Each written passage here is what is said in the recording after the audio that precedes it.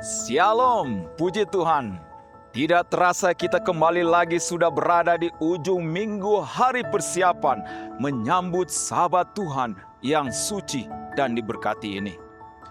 Saya Charles Dian melalui channel Malhai Indonesia Fellowship ini akan membawakan renungan buka Sabat dengan judul Sabat Waktu untuk Berhenti dan Bertemu Tuhan. Sebagai ayat inti renungan buka Sabat kita saat ini terdapat di dalam buku Keluaran 20 ayat 8 sampai ayatnya yang ke-10. Ingatlah dan kuduskanlah hari Sabat. 6 hari lamanya engkau akan bekerja dan melakukan segala pekerjaanmu. Tetapi hari ke-7 adalah Sabat Tuhan Allahmu, maka jangan melakukan sesuatu pekerjaan. Dalam dunia yang serba cepat ini, kita mudah terbawa oleh rutinitas tanpa henti. Kerja, aktivitas, tanggung jawab.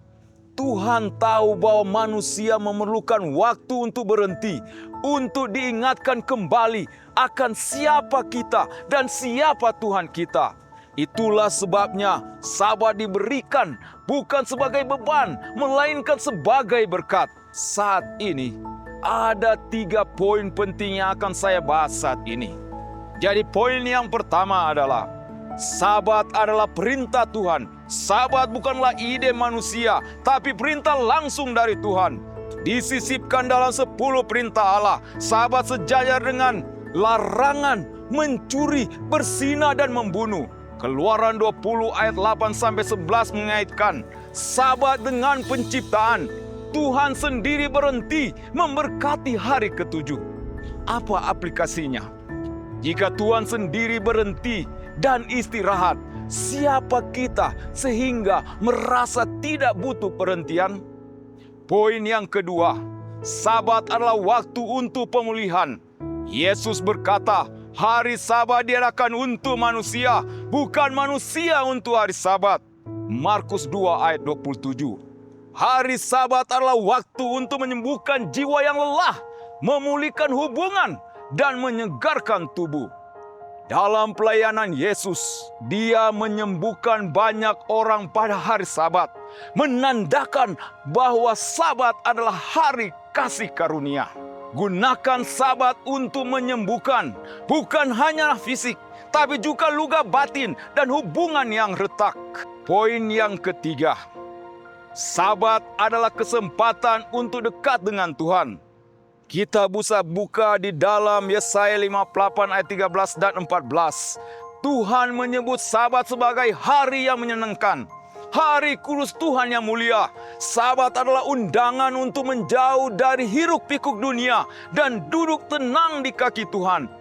Ini bukan sekedar tidak bekerja, tetapi mengganti aktivitas duniawi dengan aktivitas rohani, ibadah, doa, firman, dan persekutuan. Apa aplikasinya?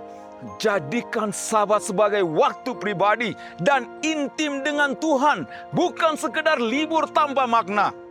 Lewat tulisan pena inspirasi oleh Ellen G. White, di dalam bukunya Testimonies for the Church, jilid 6 halaman 349, Sabat bukanlah beban, melainkan berkat.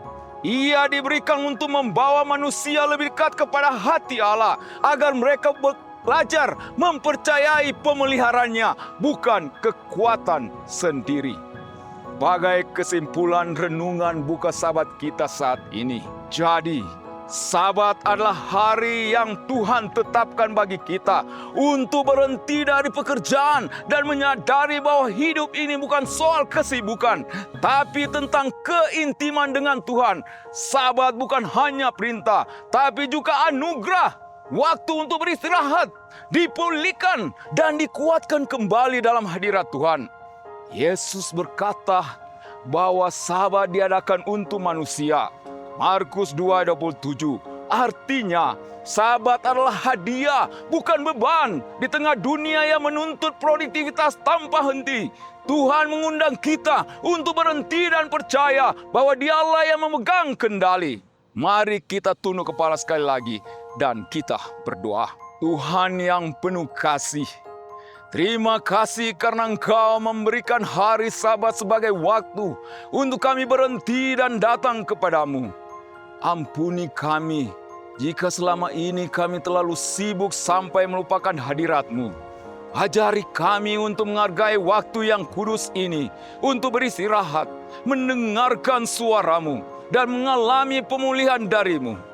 Kiranya Sabat menjadi waktu kami dikuatkan kembali, agar kami dapat melayani dan bekerja dengan hati yang baru.